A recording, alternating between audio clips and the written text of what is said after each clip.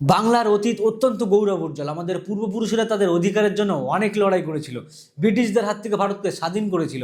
কিন্তু আজকের বাংলা সম্পূর্ণ ভিন্ন। আজ ব্রিটিশরা নেই, কিন্তু বাংলার যোগ্য যুবকেরা বছরের পর বছর পড়াশোনা করার পরেও চাকরি থেকে বঞ্চিত। কারণ সরকারের দুর্নীতির কারণে হাজার হাজার নিয়োগ বাতিল হয়ে যায়, অথবা টাকার বিনিময়ে চাকরি বিক্রি হয়। তাই এমন একটা পরিস্থিতিতে বাংলার যুবকেরা চাকরি নয়, সমগ্র ব্যবস্থার উপর আস্থা হারিয়েছে। যে রাজ্য দেশকে শিক্ষক, চিন্তাবিদ, নেতৃত্ব দিয়েছে, আজ সেই রাজ্যের যুবককে চাকরির জন্য দেশ ছেড়ে বাইরে যেতে হচ্ছে। এটি কেবল একজনের ব্যর্থতার গল্প নয়, এটি আমাদের পুরো প্রজন্মের ব্যর্থতার গল্প, যার ইতিহাস এই বাংলায় লেখা। যেখানে চাকরি বিক্রি হয়, উপযুক্ত যোগ্যতা থাকা সত্ত্বেও কঠোর পরিশ্রমের কাজ করতে হয়, সেখানে যে কোনো সমাজ ভেতর থেকে ভেঙে পড়বে। এখন প্রশ্নটা হলো, শিক্ষিত হওয়াটা কি অন্যায়?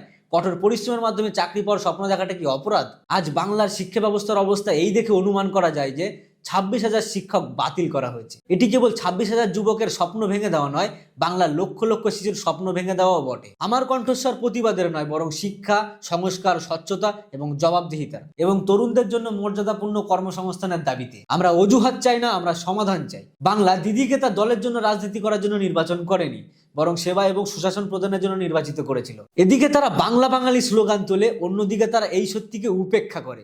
আজ সাধারণ বাঙালিরা বাংলা সরকারের উপর বিরক্ত হয়ে বাংলা ছেড়ে বাইরে যেতে কাজ করতে বাধ্য হচ্ছে। 100-র মধ্যে একটি জিনিস যে টিএমসি সরকারের গর্ব, যে যুব সমাজের স্বপ্ন ভেঙে দেয়, বাংলার যুব সমাজ সেই গর্ব এবার ভেঙে দেবে। বাংলার যুব সমাজ জেগে উঠেছে। শোনো সরকার, এবার তোমার ঘুমও ভেঙে যাবে।